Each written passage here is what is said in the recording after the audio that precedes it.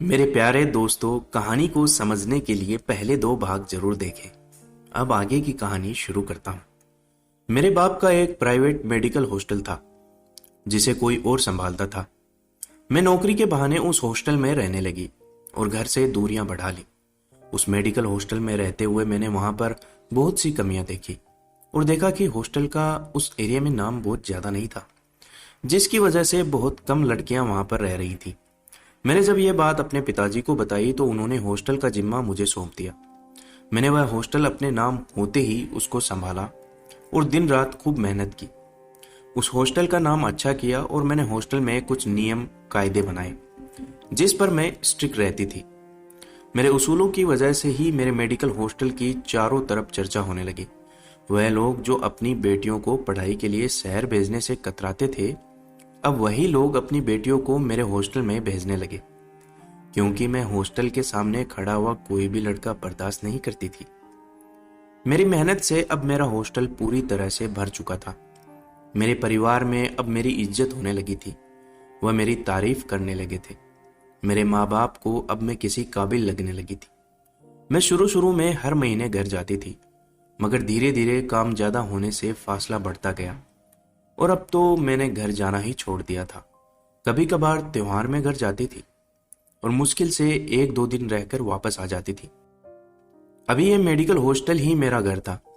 मेरे medical hostel का नाम सुनकर ही एक गांव से एक आदमी अपनी बेटी को मेरे पास लेकर आया था।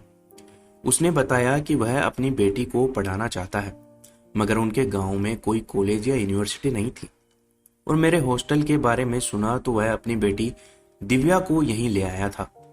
मैंने दिव्या को अपने ही कमरे में रखा था ताकि उसके पिताजी को दिया वचन पूरा कर सकूं और दिव्या पर खास नजर रखी।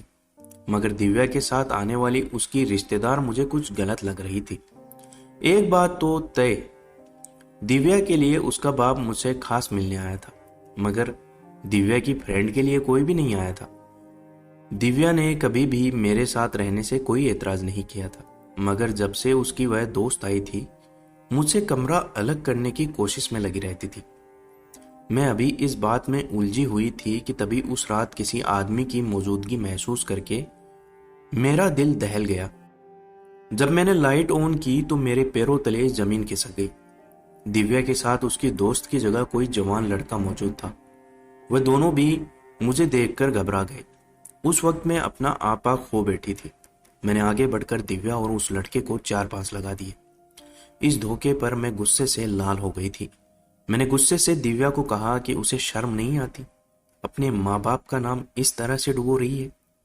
उसका बाप बार बार मेरे से रिक्वेस्ट कर रहा था कि मैं मेरी बेटी का ख्याल रखना, और बेटी न जाने कितने दिनों से दोस्त बनाकर अपने साथ एक लड़के को रख रही है।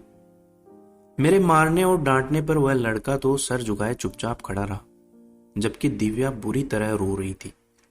मैंने उसके बाप को फोन करने की बात की तो वह मेरे पैर पकड़ने लगी और कहने लगी ऐसा ना करो।